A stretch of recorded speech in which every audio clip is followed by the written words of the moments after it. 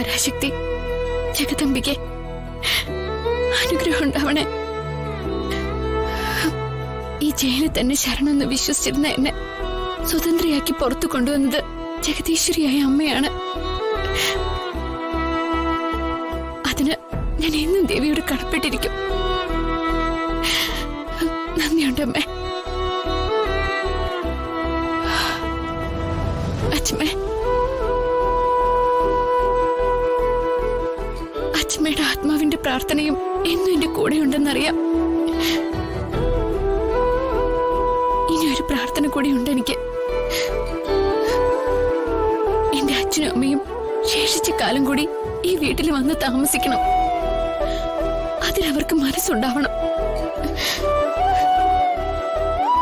സ്വന്തം മകനായ മാധവനും മരുമകളായ ചന്ദ്രികയും ഇനി എന്നും അച്ഛമ്മ ജീവിച്ചു മരിച്ച ഈ വീട്ടിൽ തന്നെ വേണം. അതിനുള്ള മനസ്സ് അവർക്കുണ്ടാവണേ അച്ഛമ്മ. അവരുടെ മനസ്സിലെ കുടികൊണ്ട് അങ്ങനൊരു ആഗ്രഹം വരുത്തണേ ദേവി.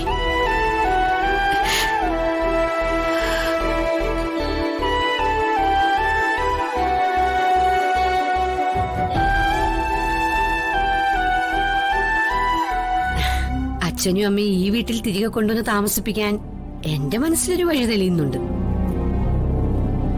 അതെന്താ ചേച്ചി? വീട് വിട്ടുപോയ നമ്മുടെ അച്ഛൻ സ്വന്തമായിട്ട് കുറച്ച് വസ്തു വാങ്ങി അതിലാണിപ്പോ വർക്ക്ഷോപ്പ് നടത്തുന്നത്. നമ്മള് മക്കളൊക്കെ പല പല തിരക്കായതുകൊണ്ട് നമ്മൾ ആരും ഒട്ടിത് അറിഞ്ഞതുമില്ല.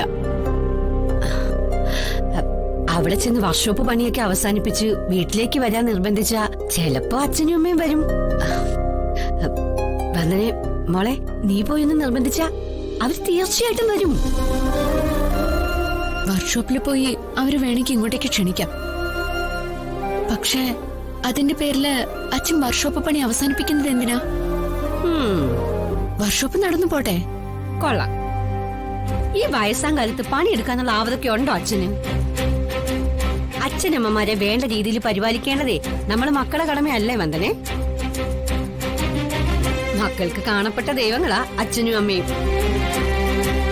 അല്ലലൊന്നും കൂടാതെ അവരെ സംരക്ഷിച്ചാലേ നമ്മള് മക്കൾക്ക് കോടി പുണ്യം കിട്ടും.